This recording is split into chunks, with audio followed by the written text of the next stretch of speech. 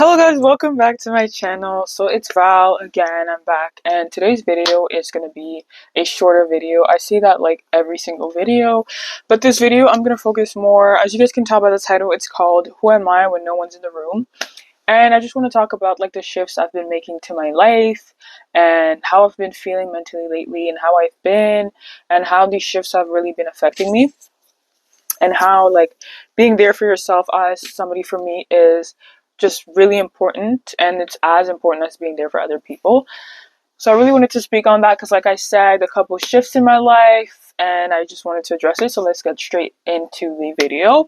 So as you guys can tell, like something that I've mentioned in my past videos, maybe probably in a really subtle way, is the fact that I did change track environments for the summer.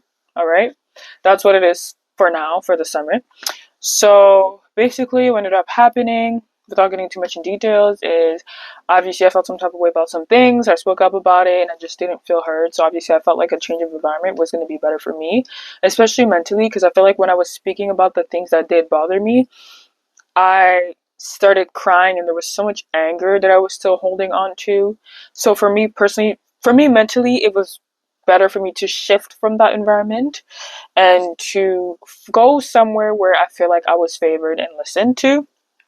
And obviously, like, I've been told before, like, that I'm not consistent, I'm not disciplined when it comes to that, which is something that means a lot to me. Track means a lot to me. So being told these things is not, especially from people who don't know me like that, it's a bit weird. But it's false, first of all.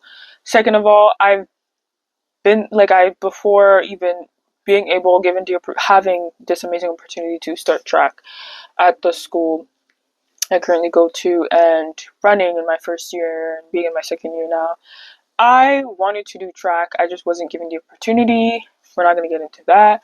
But I had to be there for myself. I had to show up for myself. So showing up for myself and training by myself and being there for myself is not something I'm new to.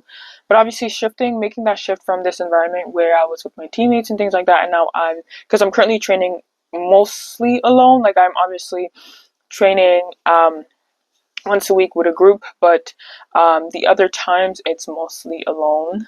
Um, so being there alone, like just me and the coach, training there, having nobody else, that not having that teammate group, obviously it was obviously a personal decision for me, but it's just things for me to show up for myself, like showing up for myself when nobody's there, showing up for myself even though people keep saying, oh my gosh, you feel like you need people to push you to do things. Being consistent for myself, when it's hard, doing things for myself even when it becomes so hard for me to actually try to show for myself. And something that I've been dealing with lately, and I think it's really like on a mental aspect, is training but running with 100% of what I have to give. I feel like I've been holding back, and it's just that fear that I have within me, that mental block a little bit that I have. Um, but lately I've had to be there for myself. Obviously, I've cried a couple times because it's so hard when nobody really knows your story or nobody knows the decisions you're making or like the places you may be coming from, and having to go through all of that literally alone and feeling like there is nobody really to talk to about it is it's been really difficult, but I've been adapting myself to it. So that's a one of the really big shifts in my life that have been happening, because obviously track means so much to me. Um, Obviously, I also mentioned being so angry. Anger ties to a lot of different things in my life. I've had so much anger, and obviously track season and with everything happening, just pushed that anger to such a level. And lately, I've been having to let that anger go, because as much as, being angry, as much as, and I said in another video, as much as your anger or the source of your anger may be justified, the actions and the actions that may cause consequences in the future from what you're going to do, from the behavior you're going to display, is not going to be justified. It's not going to be reasonable. And I know that one thing is, in order to be able to move on from something, from a situation, and for you to be able to really move to that next step of the healing process, you need to let that anger go. So I really told myself that I just have to let that grudge and that anger go, because I'm not gonna start training well or being there, trying to be there for myself if I don't let that anger go. And that's also showing up for myself, trying to build the best version of myself and just trying to be there for myself. I can't put my body in this amount of stress, but the amount of anger that I had for such a long time, because so many things that I've been holding on to, and I know it's currently happening and it's justified. Like, I'm angry about this situation about track. I'm angry about having to literally work like a dog to provide for myself and feeling like I'm not supported. I'm angry about this and I'm angry about that. I'm angry and I'm so tired all the time. I'm angry and I don't have time to be there for myself, but that anger is just not going to push me towards anything positive. It's actually going to push me towards negative things. So I knew for myself that I want to be there for myself and I want to treat me like the way I'm supposed to be treated. So I need to let that anger go. And lately what I've been doing, I've been reading more poetry. That's something I've been trying to get into a lot. I've been trying to really, because I write poetry, but it's not enough. Like, I want to really deepen my knowledge, and that's also showing up for myself. I've been doing activities that really help me promote, not only like just help me feel more intelligent, help me educate myself, but also activities that also help me be comfortable with being alone. I have a lot, like, I've been in the spaces where I feel like I can be super comfortable with being alone, but I feel like there's always ways to get better. There's always ways for me to develop that even more. And I feel like I'm choosing myself a little bit more lately. So, in terms of activities, I've been reading more poetry, I've been writing more intentionally, and it's been good. Like, it's been good. I feel like I'm really kind of like choosing things that are kind of making me happy. I've been lowering my screen time. I told you guys that my screen time is set to 3 hours in a day, and um usually, like, before, I'd go to 4.4 hours and 30 minutes to 5 hours and 30 minutes. Like, I would butcher it completely. But now I've been on my phone way less. I've been on my phone for 2 hours. Sometimes I'll be right on the dot on 3 hours, but that's usually when I'm filming. But usually I'll be like right under 3 hours, 2 hours. Some days where I'm not really on my phone at all. I'll go 1 hour.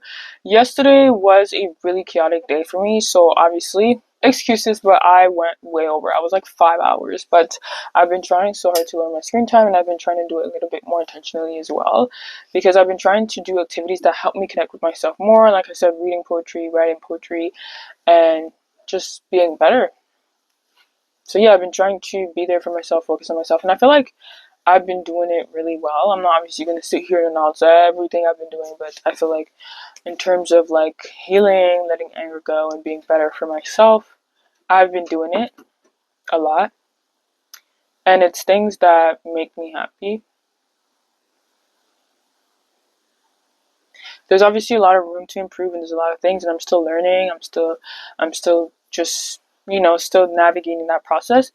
But it's working. Like, there's things that I obviously like feel like I could call myself out on right now, but like I said, it's been a process, and I've been trying so hard. Like I said, I've been really comfortable with being with myself or being alone, and comfortable for a very, very long time, but I always find ways to improve it and to be better.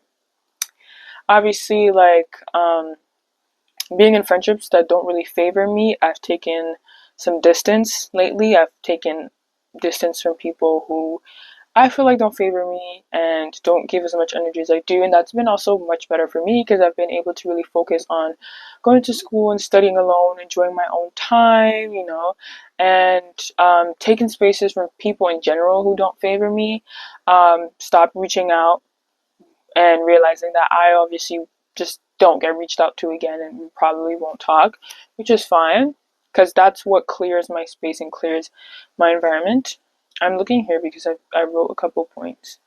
Um, yeah, just being there for myself, and yeah, stepping away from these friendships who that don't make me better, that take so much of my energy, and it's been so much better for me. And yeah, it's been quieter days, it's been more focused days, it's been something that I definitely want to focus on a little bit more is building my faith. I feel like lately on that I've been slacking a little bit, and I want to focus on that a little bit more.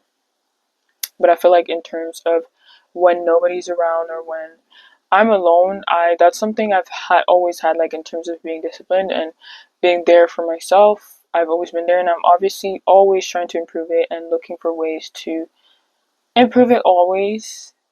I want to show you guys the book I've been reading, and it's a book I did talk about in my other video. So the book I've been reading is Milk and Honey, and the water got all over it, so the pages are a little bit ruined. I'm a little bit mad about that.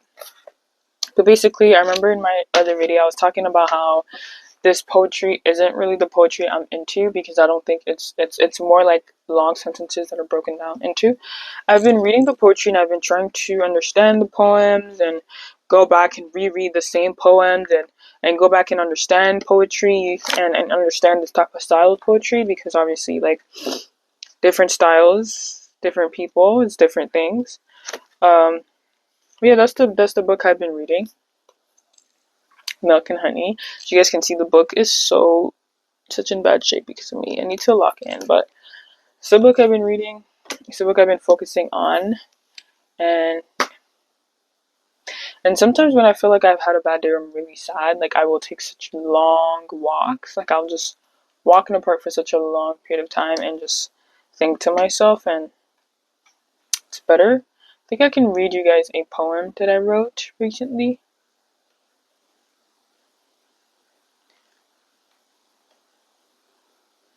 I don't know if I'll read a poem, actually.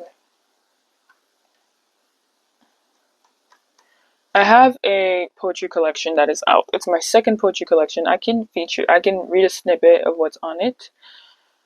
It's called Writing Today While Dreaming of Tomorrow. I've also been writing poetry. I've been writing more intensively and focusing on that more because poetry makes me really happy. And it's by me.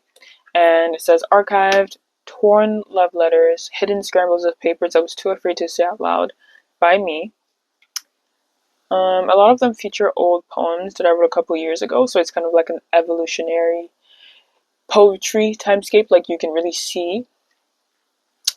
And if you guys want to purchase it, it's a link in the bio of my YouTube channel.